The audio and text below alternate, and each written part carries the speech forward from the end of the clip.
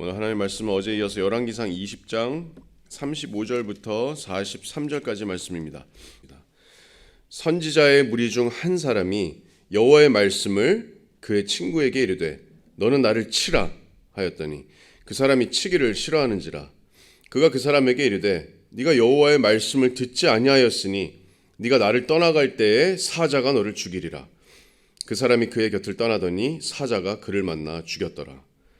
그가 또 다른 사람을 만나 이르되 너는 나를 치라 하매 그 사람이 그를 치되 상하도록 친지라. 선지자가 가서 수건으로 자기의 눈을 가리어 변장하고 길가에서 왕을 기다리다가 왕이 지나갈 때 그가 소리질러 왕을 불러 이르되 종이 전장 가운데에 나갔더니 한 사람이 돌이켜 어떤 사람을 끌고 내게로 와서 말하기를 이 사람을 지키라. 만일 그를 잃어버리면 내 생명으로 그의 생명을 대신하거나 그렇지 아니하면 네가 은 1달란트를 내어야 하리라 하였거늘 종이 이리저리 이를 볼 동안에 그가 없어졌나이다. 이스라엘 왕이 그에게 이르되 네가 스스로 결정하였으니 그대로 당하여야 하리라. 그가 급히 자기의 눈을 가린 수건을 벗으니 이스라엘 왕이 그는 선지자 중에 한 사람인 줄을 알아본지라.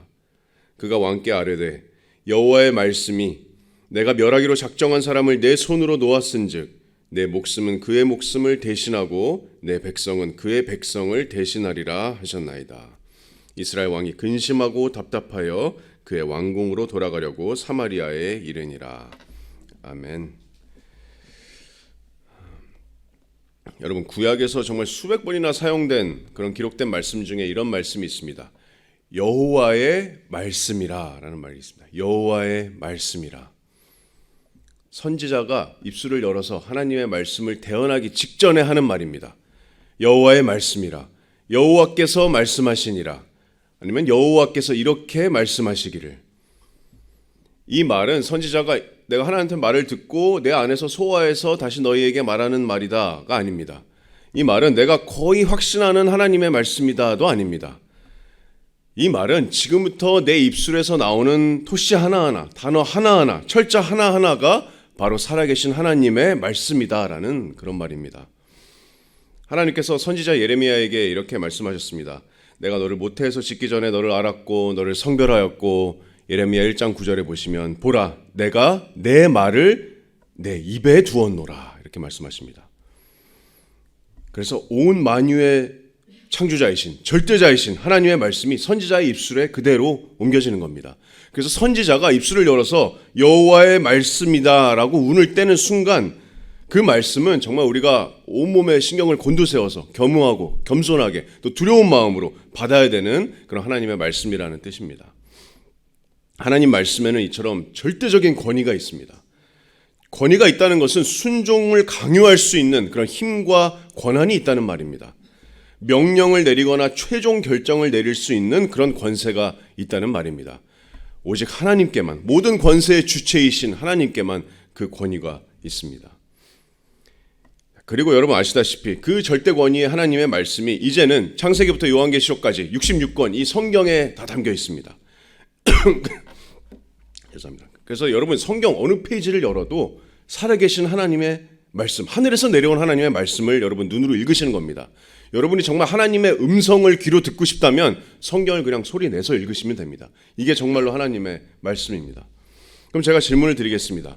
이 성경 말씀이 여러분에게 얼마나 권위가 있으십니까? 얼마나 권위가 있습니까? 이 성경이 여러분의 삶에 얼마나 절대적인 권위가 있습니까? 내 생각이나 내 의견이나 내 사고방식, 때로는 내 감정, 아니면 내가 믿는 사람의 말이나 요새는 정말로 많은 그 유튜버들의 말보다 정말 성경의 권위가 절대적으로 내 삶의 최상위에 있으십니까? 성경이 말씀하시면 내가 정말 내 생각을 지금 즉시 바꾸겠습니다 하는 그런 순복하는 마음이 여러분 있으십니까? 오늘 짧은 본문에는 우리가 언뜻 보면 좀 이해하기 힘든 일들이 일어나지만 오늘 본문의 핵심 주제는 이겁니다. 바로 하나님의 말씀에는 절대적인 권위가 있다는 겁니다. 절대적인 권위가 있습니다. 그 권위의 말씀을 경시하거나 무시하거나 불순종했을 때 그 대가가 참혹합니다. 그래서 오늘 말씀을 통해서 그 하나님 말씀의 권위와 또 그 앞에서 우리들의 마음가짐이 어떠해야 되는지 다시 한번 묵상하고 결단하는 시간이 됐으면 좋겠습니다. 여러분 어제 본문을 기억하신다면 어제 본문에서 이야기가 다 끝난 것 같았는데 사실 이야기가 끝난 게 아니었습니다. 어제 본문을 한번 보시면 열왕기상 20장 32절 바로 위에 구절을 보시면 이제 아람 왕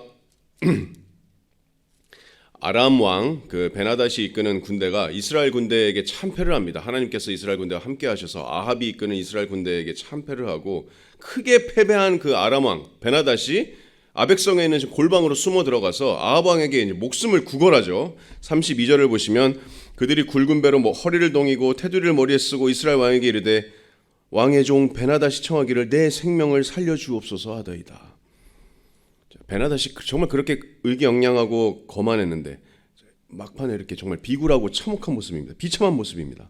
이 간청에 아합 왕이 어떻게 반응했죠? 32절 하반절을 보시면 아합이 이르되 그가 아직도 살아있느냐? 그는 내 형제니라. 그는 내 형제다. 승자의 여유일까요? 자신을 죽이려고 했던 그 베나닷에게 이렇게 인자할 수가 없습니다. 그 사람은 내 형제다.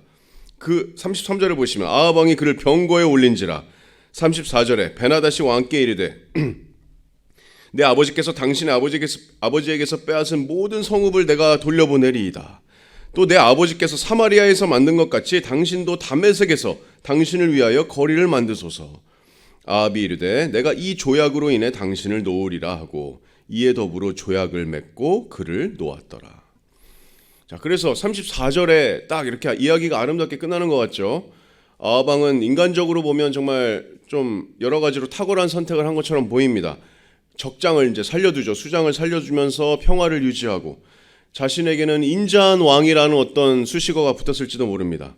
선대에 빼앗겼던 땅도 다시 찾고 적군 왕의 추대도 받습니다. 정치적으로 이보다 더 좋은 결과가 어디 있을까요? 이렇게 평화롭게 이야기가 끝나는 것 같았는데 사실 진짜 이야기의 클라이막스는 이제부터 시작입니다. 반전의 시작입니다. 그 반전은 정말 두려운 이야기입니다. 이 반전 스토리의 중심에는 이름도 없는 한 선지자가 나옵니다.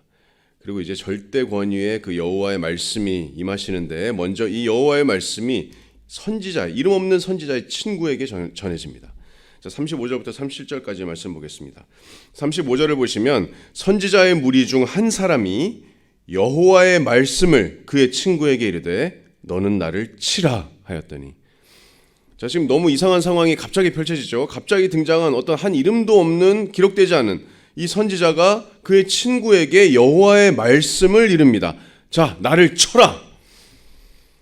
여러분 생각해 보세요. 어제까지 친구였던 내 친구가 갑자기 와서 여호와의 말씀을 내가 이르노라. 나를 쳐라. 그럽니다. 그때 그 친구가 뭐라 그러죠? 35절에 그 사람이 나를 치기를 싫어하는지라. 아니 친구야, 내가 너를 어떻게 쳐? 나는 못해. 여호와의 말씀이라도 내가 그걸 따를 수 없어. 내가 어떻게 칠 수가 있겠어? 자, 그러자 선지자가 뭐라고 얘기합니까? 36절 상반절을 보시면 그가 그 사람에게 이르되 네가 여호와의 말씀을 듣지 아니하였으니 네가 나를 떠나갈 때 사자가 너를 죽이리라. 자, 나를 정말 생각해줘서 고마워, 신경 써줘서 고마워 이렇게 감사하기는커녕 친구를 저주합니다. 네가 여호와의 말씀을 듣지 않았다. 그리고 너는 죽으리라. 그리고 정말 36절 하반절 그 저주대로 이루어집니다. 그 사람이 그의 곁을 떠나가더니 사자가 그를 만나 죽였더라. 할 말을 잃게 만드는 말씀입니다. 어떻게 이럴 수가 있습니까? 너무한 거 아닙니까? 갑자기 내 친구가 나를 치라고 해서 그 부탁을 내가 차마 못했을 뿐인데 사자에게 물어뜯겨 죽였습니다. 그리고 이 선지자는 다른 사람을 만나서 똑같이 37절을 보시면 하나님의 말씀을 전하고 그 사람은 다행히 선지자의 말에 순종합니다. 37절을 보시면 그가 또 다른 사람을 만나 이르되 너는 나를 치라 하매 그 사람이 그를 치되 상하도록 친지라. 여러분, 우리의 생각이나 감정이나 이성이나 우리의 판단보다 더 중요한 것은 하나님의 말씀입니다. 이 장면을 통해서 우리가 분명히 깨달아야 될 것은 여호와의 말씀에는 절대적인 권위가 있다는 겁니다. 어떤 고귀한 이유를 갖다 붙이더라도 하나님의 절대 권위의 말씀에 불순종했을 때, 여호와의 말씀에 불순종했을 때 그 결과는 안전하지 않습니다. 이 선지자의 친구는 맹수에게 정말 처참하게 죽임을 당하는 결과를 맞이했습니다. 친구를 사랑해서 그랬는데요. 도저히 제 이성으로는 이해되지 않는 그런 명령이어서 그랬는데요. 핑계가 될 수 없습니다. 여호와의 말씀이 얼마나 권위가 있는지, 그 권위를 짓밟으면 어떤 결과가 기다리는지 정말 짧지만 강력한 그런 장면입니다. 근데 이 불순종한 선지자의 친구는 불순종한 이스라엘 왕 아합의 예고편에 불과합니다. 이제 본편입니다. 자, 두 번째로 여호와의 말씀이 이제는 이스라엘 왕인 아합에게 전해집니다. 자, 선지자의 친구가 불순종해서 심판을 받았다면 왕이야 어떠하겠습니까? 심판을 피할 수 있겠습니까? 자, 38절부터 43절까지의 말씀입니다. 자, 38절을 보시면 선지자가 가서 수건으로 자기의 눈을 가리어 변장하고 길가에서 왕을 기다리다가, 자, 지금 상하도록 매를 맞았죠. 이 선지자가 상하도록 그 어떤 사람에게 매를 맞았는데 이 이름 없는 선지자가 자신의 눈을 가려서 이제 변장합니다. 그 이유는 뭐냐면 아합 왕을 만나기 위해서입니다. 이 선지자는 지금 매를 상하도록 맞고 스스로 눈을 가려서 변장한 다음에 마치 지금 전투에서 부상을 입고 돌아온 군인의 모습입니다. 부상당한 군인의 모습으로 변장합니다. 그리고 이제 아합 왕이 그 곁을 지나가는데 선지자가 소리 지릅니다. 여기를 보소서. 그리고 이 선지자가 아합 왕에게 한 이야기를 들려줍니다. 지금 그러면서 호소하는데 그 이야기가 어떤 이야기냐면 이런 이야기입니다. 39절을 보시면 왕이 지나갈 때 그가 소리질러 왕을 불러 이르되, 자, 종이 전장 가운데 나갔더니 한 사람이 돌이켜 어떤 사람을 끌고 내게로 와서 말하기를 이 사람을 지키라. 만일 그를 잃어버리면 내 생명으로 그의 생명을 대신하거나 그렇지 아니하면 네가 은 한 달란트를 내어야 하리라 하였거늘. 자, 이게 무슨 말입니까? 자, 지금 한 이야기를 들려주는데 어떤 사람이 전쟁 중에 전투 중에 전쟁 포로를 나한테 맡기면서 이 사람을 무조건 지켜라. 정말 중요한 사람이다. 만약에 이 사람을 네가 지키지 못하면 네가 죽든지 아니면 은 한 달란트를 내든지 해라. 그렇게 경고합니다. 그 당시에 은 한 달란트는 노예의 값의 한 100배가 달하는 금액이었습니다. 군인으로서는 절대로 갚을 수 없는 그런 어마어마한 금액입니다. 말 그대로 이 사람을 잃어버리면 너는 죽는다라는 그런 경고입니다. 근데 어떻게 됐습니까? 이 이야기 속에 40절을 보시면 종이 이리저리 이를 볼 동안에 그가 없어졌나이다. 큰일 났습니다. 포로가 사라졌어요. 종이 이리저리 이를 볼 동안에 이 포로를 목숨과 같이 지금 지켜야 할 책임을 버리고 이리저리 딴 일하는 동안 놓쳐버렸습니다. 왕이 지금 이 이야기를 가만히 다 듣다가 아합이 뭐라 그랬을까요? 내가 처리해 줄게. 걱정하지 마. 이랬을까요? 40절 하반절을 보시면 이스라엘 왕이 그에게 이르되 네가 스스로 결정하였으니 그대로 당하여야 하리라. 이렇게 말합니다. 다시 말하면 뭡니까? 네가 자초한 일이니까 네가 그대로 당해야 마땅하다. 네가 죽어야 마땅하다. 그냥 목숨 내놓고 죽어라 라는 말입니다. 자, 근데 아합이 지금 이렇게 말하자마자 이 선지자가 급히 수건을 벗습니다. 41절에 그가 급히 자기의 눈을 가린 수건을 벗으니 이스라엘 왕이 그는 선지자 중에 한 사람인 줄을 알아본지라. 아합이 지금 깜짝 놀랍니다. 이거 뭐지? 이 사람은 내가 아는 하나님의 선지자가 아닌가? 그리고 42절에 드디어 여호와의 말씀이 이 선지자의 입술을 통해서 아합에게 임하십니다. 42절 말씀에 그가 왕께 아뢰되 여호와의 말씀이 내가 멸하기로 작정한 사람을 네 손으로 놓았은즉 네 목숨은 그의 목숨을 대신하고 내 백성은 그의 백성을 대신하리라 하셨나이다. 여러분, 놀라운 사실이 지금까지 이 선지자가 했던 이야기가 바로 아합 자신의 이야기였다는 점입니다. 아합이 지금 스스로 덫에 걸린 겁니다. 네가 스스로 결정하였으니 그대로 당하여라 하리라. 이 말이 자신에게 스스로 판결을 내리는 판결문이 되어버렸습니다. 마치 예전에 선지자 나단이 다윗에게 그랬던 것처럼 이 이야기의 이 사람이 바로 당신입니다 라고 하는 것과 같은 말입니다. 네가 여호와의 말씀을 거역했으니 네가 그대로 당하리라. 아합 스스로 자신에게 판결했습니다. 여호와의 말씀입니다. 여러분, 아합은 여러 면에서 실패한 왕입니다. 하나님 보시기에 악했던 왕입니다. 아합의 근본적인 문제는 여호와의 말씀을 무시했다는 데 있습니다. 절대 권위의 말씀은 무시하고 자신의 이성과 지혜에 의지했습니다. 정치적인 어떤 전략에 의지했습니다. 화평이 좋은 거 아닙니까? 적군의 수장을 살려주면서 내가 인자한 왕으로 나타나는 게 뭐 크게 나쁜 일입니까? 빼앗긴 땅도 다 받았는데 이보다 더 좋은 거 없지 않습니까? 더 좋을 게 있습니까? 하지만 여호와의 말씀이 뭐라고 그러십니까? 42절을 다시 보시면 내가 멸하기로 작정한 사람을 네 손으로 놓았다 이렇게 말씀합니다. 이 말은 아람 왕 벤하닷은 여호와께서 그 악행 때문에 멸하시기로 작정한 사람이었습니다. 하나님께서 진멸하시기 위해서 그래서 이스라엘과 함께 하셨습니다. 그런데 근데 아합 왕은 하나님의 심판의 도구가 되지 못하고 여호와의 말씀보다는 자신의 뜻과 이성을 여호와의 말씀 권위 위에 두었습니다. 여호와의 뜻을 선지자를 통해서 더 물을 수도 있었고 더 인도하심을 받을 수도 있었지만 그러지 않았습니다. 하나님이 멸하시기로 작정한 자에게 오 내 형제여 이러면서 맞아들이는 어리석은 행동을 보이고 말았습니다. 그 결과가 어떻습니까? 자신의 목숨도 죽은 목숨이 되었고 온 백성들도 하나님의 저주 가운데로 몰고 가버리는 그런 재앙 같은 결과를 맞이합니다. 근데 더 소망이 없는 것은 43절입니다. 43절을 보시면 이스라엘 왕이 근심하고 답답하여 그의 왕궁으로 돌아가려고 사마리아에 이르니라. 자, 이 원어의 더 충실한 번역이 새번역 성경입니다. 새번역 성경은 43절을 이렇게 번역합니다. 이스라엘 왕은 마음이 상하여 화를 내면서 사마리아에 있는 자기의 궁으로 돌아갔다. 회개 없습니다. 참회 없었습니다. 나단이 다윗을 책망했을 때 그렇게 무너졌던 다윗의 모습 전혀 없습니다. 아합은 마음이 상하여 화를 내면서 궁으로 돌아갑니다. 아니 왜? 난 좋은 의미로 한 일인데.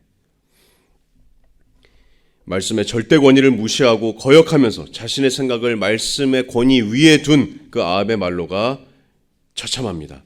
이 이름 없는 선지자가 선포한 이 하나님의 저주의 심판은 이제 곧 몇 장 후면 아합에게 닥치게 될 겁니다. 이 얼마나 안타까운 일입니까? 오늘 말씀을 통해서 우리가 이 한 가지만 꼭 기억하고 묵상했으면 좋겠습니다. 여러분, 하나님의 말씀에는 절대적인 권위가 있습니다.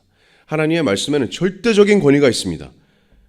왜냐하면 하나님께서 절대적인 권위자가 되시기 때문입니다. 태초에 온 천지를 창조하시고 시편 24편 말씀같이 땅과 거기에 충만한 것과 세계와 그 가운데 있는 모든 것들이 다 여호와께 속했습니다. 또 마지막에 지으신 것들을 다 불에 녹이실 분도 하나님이십니다. 이처럼 우주 만물의 주제이신 살아계신 하나님의 말씀이 바로 오늘 우리에게 주어진 이 성경 말씀입니다. 여러분, 그래서 이 성경은 절대적인 권위가 있습니다. 성경의 권위는 그래서 나라나 문화나 인종이나 시대를 뛰어넘는 겁니다. 1.1획도 패하지 않은 하나님의 말씀의 권위는 그래서 영원한 권위입니다. 성경보다 위에 있는 권위는 그 어떤 것도 있을 수가 없습니다.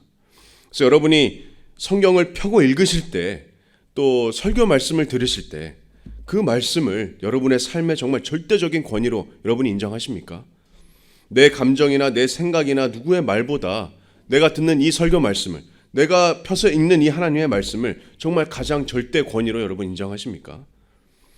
그렇다면 여러분 정말 두렵고 떨리는 마음으로 이 말씀에 여러분 순종하셔야 됩니다.